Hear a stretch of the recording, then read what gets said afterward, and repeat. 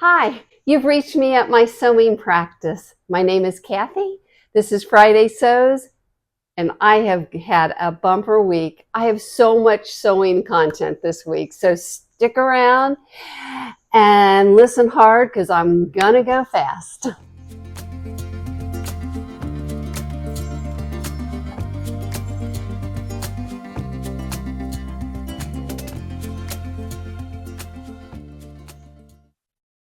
All right, welcome back. Like I said in the intro, I have got so much sewing content, I had to make notes. Now, if this is your first time here, this is a channel that is mostly about garment sewing. I'm going to be a little bit all over the board today, but if you like fashion sewing, you have found a really good channel for that. However, the first thing I'm going to do is bring out my craft sewing for this week. I was shown this fun little placemat pattern. So what you do is you take 4 ovals about this size and you sew them in such a way that you, like pages of a book, you just kind of turn to which one you want to have for that meal. And of course this has kids written all over it because they can have fun little fabrics and have choices. You know how we like to give our kids choices in the right places. And if they soil one meal, then you just turn the page. So I think this will be really fun. My example is probably not as cute as it gets because of the fabrics I chose. But you could like do a holiday theme or a birthday theme or boy theme, girl theme. You know, you get the idea. So that's my first craft. Now my second craft, hold on tight. You're not going to believe what I'm going to say. I'm going to do a craft right in front of your eyes. Okay, so this was inspired by Ruann. Now, you know Ruann from the Yorkshire Sew Girl. She is like the most outgoing, off-the-wall, entertaining personality we have had in the YouTube world since Viv Mom Sews. She's another crazy one that's just so easy to listen to. Well, Ruann, her specialty is receiving gifts. Like you send Ruann something and she opens it on the air and it's just fun to watch her receive a gift. She just knows all the right things to say with the right enthusiasm and, you know, the right amount of gratitude, and that's a lot of fun. Well, last week she had a birthday. So it was like a video on steroids. So one of the little gifts she received, I don't know if you saw it, but she got this like flower on a stick that went into a thread spool, a wooden thread spool. And I thought, well, that's cute. And then I thought, let's make that. Now, I do not have an embroidery machine, and her flower was embroidered on like some thick fabric or something. And you people with the embroidery machines, you've got all the threads and the interfacings and the stabilizers, and you can go to town and do it that way. But I chose to use a yo-yo for my flower. Okay, so first of all, you might notice that I'm not using a wooden spool, but don't worry, I've got some. This is just my prototype. And what I did is I took a kebab skewer, and of course I think that a chopstick would work also. And I just tension fit it into the spool with a little bit of green fabric that is kind of synthesizing a little bit of a leaf. And then we've got our stem. And then this fabric part is called a yo-yo. And if you've been around a while, you know what a yo-yo is. And then I just used 2 buttons, okay? So that's what we got. But if you don't know what a yo-yo is, I'm going to do one right in front of you. So I cut out a round piece of fabric, and I just use a can I have around my sewing room, and it looks to be about 4 to 5 inches in diameter. And I'm just going to do a long running basting stitch around the edge while we chat. So how have you been? What you been doing? Okay. I'm just going to sew this a little bit and turn the page. Oh, so yeah, I have had a fabric haul. But speaking of fabric, last week I missed the prompt, which was show how your fabric is stored. So day late, dollar short kind of thing. I want to show you because, well, let's put it this way. You know, like, what do you do when you lose your sojo? I don't know. I've never lost my sojo.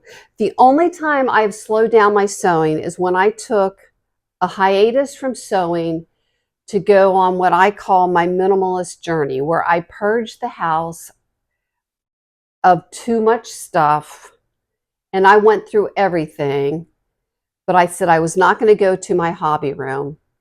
And then I did. And ever since then, I have been pretty intentional with my fabric purchases. So therefore, my fabric storage is this. That is my fabric. So I've got my fall fabric out. You say, well, where's your summer fabric? Well, I'll show you. This is basically my summer fabric. So I'm down. So this is what it is. My friend gave me this. I showed you that last week. I need to make her a top. So this isn't even mine. And then I bought this fabric, and I honestly can't remember if I bought it for me or for my granddaughter, because she loves purple, but I think it was one of those I thought it would work for both of us. So whatever I choose. And it's also just kind of an inexpensive knit I have on hand in case I want to twirl some kind of knit top. Because I don't know about you, but it's hard to like have knits on hands to do a little bit of a, you know, a quick sew up that you're trying to pattern. And then lastly, I have this piece of purple linen because my granddaughter loves purple and I want to just keep that on hand in case something grabs me to make. So those are my summer fabrics, which, you know, I'm going to retire now. And then those are my fall fabrics. Now, my rule of thumb is that if I make something and I have over a yard left, I put it on one of those boards and put it up there. And I'm looking back there and I believe that all those fabrics, more than half of those fabrics already have a job in mind. But if I make something and I have over a yard, I'll put it back up there. If it has less in the yard, what do I do with it? Well, that's what I don't have worked out. So if this impresses you that I don't have much in fabric, let me show you my closet of shame. That's, the kids get in there and play in it, and I just throw my scraps in there, and it's kind of a disaster. Now, if something's little scrap, of course, I put it in a little trash can, and then my plan is I think I might try to make a dog bed, but don't hold me to that, and stuff it with those kind of scraps. But the other kind of scraps, that I could improve on. And then I also have, I'm looking over there, I have 2 small drawers of quilting fabrics. I just keep a little bit on hand. But I will continue with my resource scrap buster here, you know, my 4 inches of fabric that we're going to keep out of the landfill, and a couple buttons and a spool. So that's what we'll do there. But yeah, I did have a fabric haul this week, and I will show it to you. But you know what? I've already gone around my circle. So what you do then, of course, is you bring it all together. And then I'm not going to cut my thread because I'm going to put a button in the middle of this. So I'll just keep my thread on. And as you can see on my prototype that I whipped up this morning, I layered 2 buttons.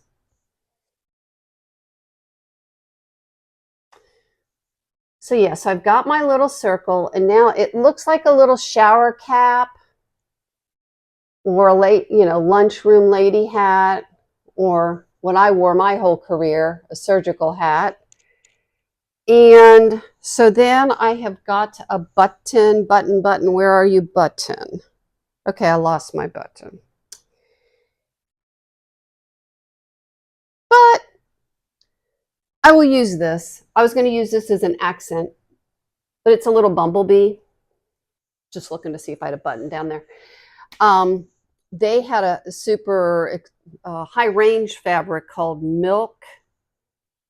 You guys might have seen it before, but anyway, I wanted to get it, and so I have gotten a swatch here, and it is just So, oh, the hand of it's really nice. It's very opaque, but yet not overly thick. And so I think you could use these for pants without doubt, but you could also use it for a top, which a lot of Pontes you can't. And you could use it for a light, like a knit blazer also. So part of the reason I wanted to interview this fabric was I have a Sinclair pattern blazer. I think it's called the Tuva that I bought that I actually don't have made up yet. So in the spirit of using the patterns we have purchased, I would like to get that into my fall plans. So we are in pre-autumn right now. We're seeing the hints of autumn coming in this area. We have school buses on the road. We've got boat for sale signs in the driveways. The leaves have not turned. However, it's a little cooler in the mornings, and I get out and walk, and it's nice and crisp, and then it warms up to your 80s, 85 in the afternoon, but the mornings are a little cooler. Okay, so I don't know if I can go any further with my project without getting up and getting a button, but then what you could do is you could put a little dab of glue on the top of your skewer and then put it in a bobbin. And again, I'll get a wooden bobbin tomorrow. I'll explain that in a second. But then I just did a tension holding with a little bit of green fabric. And then this time, instead of just wrapping a rectangular piece of fabric around the bottom, I thought it might be an interesting look to wind some of your serger off cuts and kind of do a little bit of a homespun look. And this is not very pretty because I'm not used to chewing gum and walking, but something like that. There, we did a craft together. This next fabric is a voile, a lawn. I'm sorry, sometimes I confuse those two. This is a lawn. And I thought I wanted to order some lawn, and this is the one I'm not sure like what I was thinking exactly. Again, my granddaughter loves purple, so was I having something in mind for her? I can't remember. But if I can, I'm going to make myself a Paddington top. I have not made that pattern yet, and I want to give it a try. So a lawn would be good for that, and I didn't have any lawn, as you can see. Now, the star of my fabric haul is up next. This is called a Zoe, or an Eglantine and Zoe. Here's the selvage. And it says, it's in another language. Okay, here we go. Créé en français, fabriqué à Portugal. But anyway, look at these flowers. Who cares what it's called? It's gorgeous. Oh, isn't that lovely?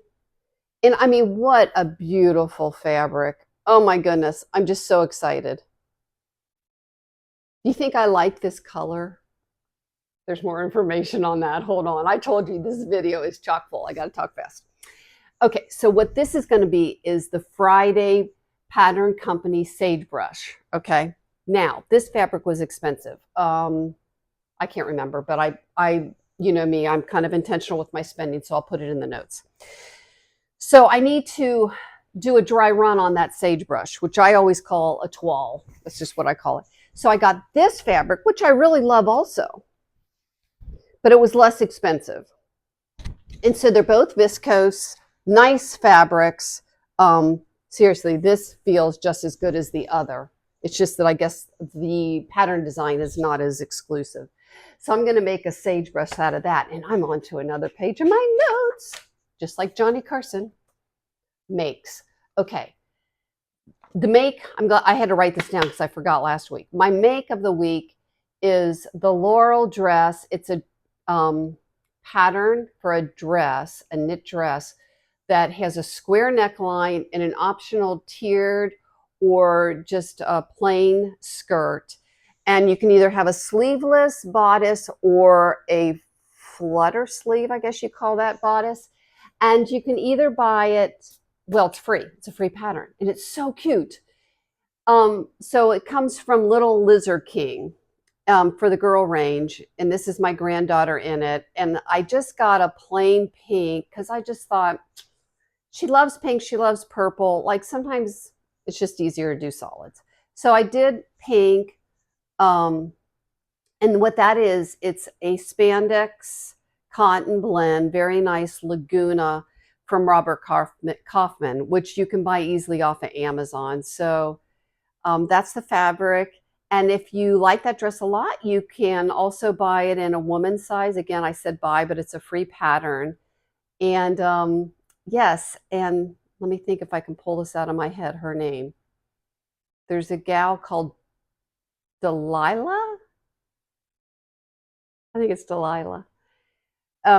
She has made a couple, and if you would like to go over on her channel, I'll put that in the reference also. So she's got a nice YouTube channel too. Okay, so that was my makes. Now, the other thing I made, but I'm not going to expound upon it yet, is look, the glissando shorts. I believe this is the second or third time I've mentioned these because I had a fail, guys.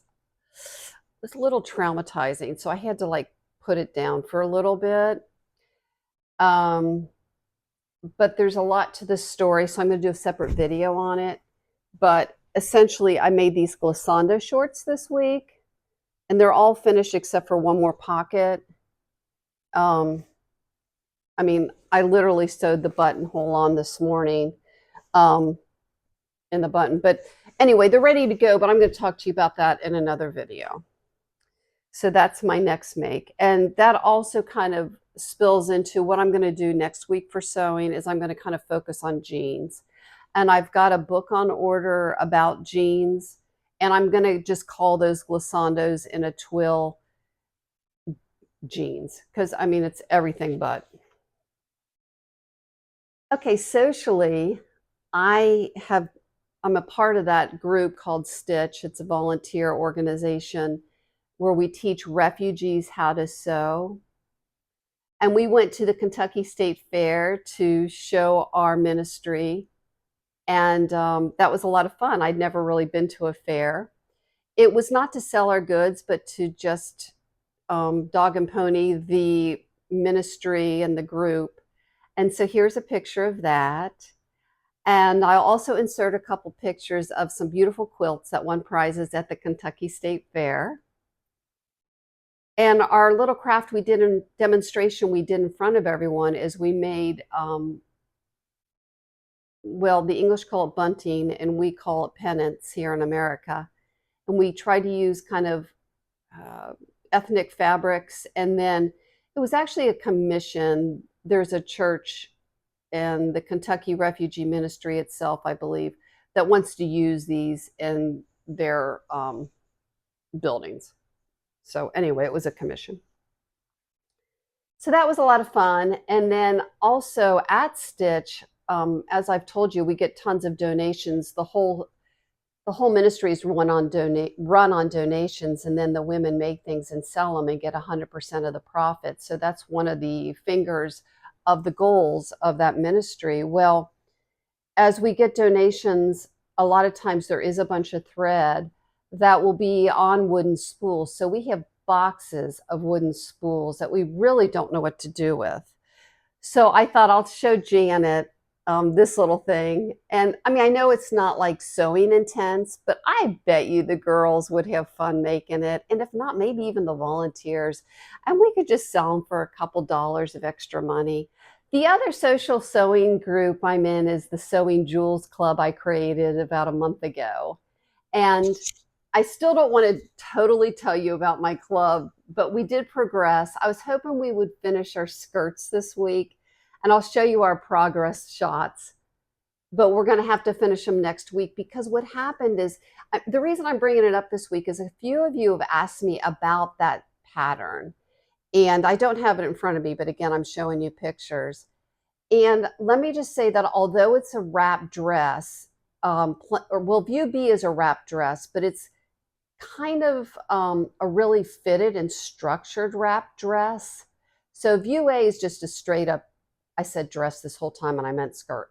View A is just a straight up skirt, and view B is a 7-paneled wrap skirt, but you fix the front with buttons and buttonholes.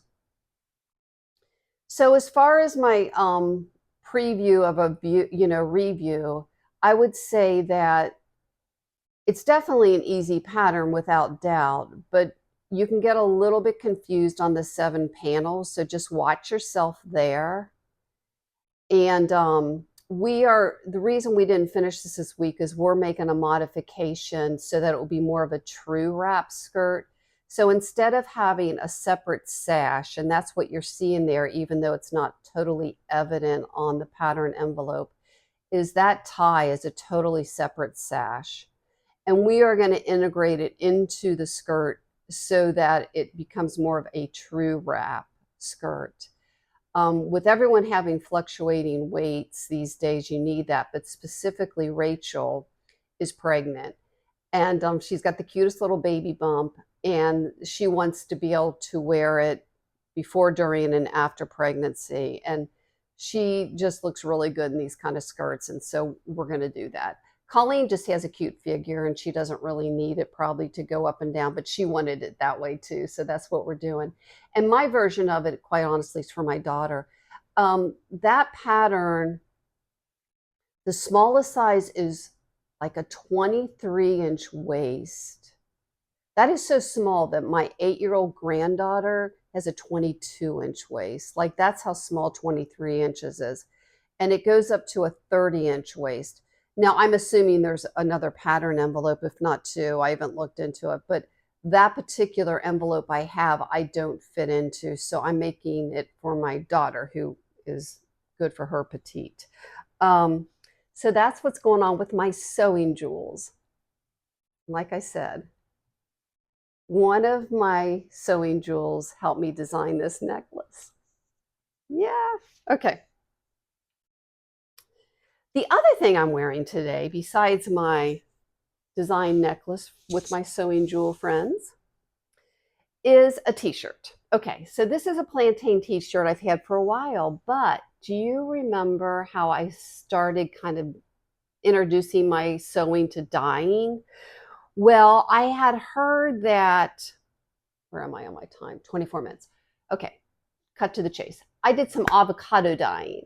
So there's skins and there's pits and there's mordants. Okay, so what I've been doing is I've been freezing the skins and the pits, and apparently the skins and the pits will give off a brown to pinkish hue. And so I took all the skins and I scrubbed them real good, and I boiled them for 7 hours. Well, I'm sorry, don't boil. I simmered them for like 7 hours on a super low heat. And the color I got was, I really thought was going to be too brown, but I let it set for a couple days and it did turn a little bit pink. And so then I had to figure out what I wanted to dye. So I grabbed this t-shirt and I put it in for a total of 20 minutes. I stirred it a couple times, totally submerged. And then I took it out of that bath and I just put it in my washer on a spin cycle, just spun out the color. And then I let it dry for 2 days, and I have it on today on the 3rd day. I haven't washed it yet because I just want that color to really set, because apparently when you dye with natural dyes, sometimes you have to put what they call mordant, which means is a fixative. But because avocado has tannin in it, you don't need the mordant, which sometimes is like soy milk, by the way. But I'm just going to let this really sit. But anyway, I really like the color. And even if it was brown, I think I still would have liked it, but I'm super happy with it. So that brings me to my next purchase of fabric, which is my one of my favorite substrates that JOANN carries. And it's at the end of the season, so I had to close out the bolt. But of course, I did get it 50% off because it's the end of the season. And what I'm referring to is their 85% viscose, 15% linen, over in the linen look section of JOANN. And yeah, I've just found that that is a really nice fabric. So, and what I'm going to do with that is I am going to put some of it in this dye, and I need to do it soon because, you know, it doesn't last forever. They do say you can put it in your refrigerator. Um, but anyway, I'm going to do that sooner than later. And I found a new pattern this week that I think is going to be super fun. You know, my style can lean a little crunchy, right? So this is called a collage tee. And I've just found on Pinterest, no, not Pinterest, Instagram, just all kinds of very creative tops made out of this collage. It's kind of a scrapbuster kind of deal. And you know, I just kind of gravitate sometimes to color blocking, so it all works together. Now, the other pattern that I found this week is called the Stellantis by French Navy. And I'm going to have my sewing jewels for their next project. I'm going to teach them how to sew a t-shirt. And then after that, I just want us to be on the same plane. You know, like I don't really want to be the teacher. I just want to be the club, you know, leader, I guess. But anyway, we're just going to make a boxy t-shirt next. And I got this fabric from Minerva. That's it. I got to the end. So I have been having a bumper week on the sewing room. I just didn't even know it because when I woke up yesterday morning, I'm like, oh, for goodness sake, I've got to come up with sewing content. I feel like I just made a video. And then all of a sudden it all came flooding to my mind how much I've done this past week. So anyway, I hope it was enjoyable to you, and I will see you soon. Have yourself a great week. Bye-bye.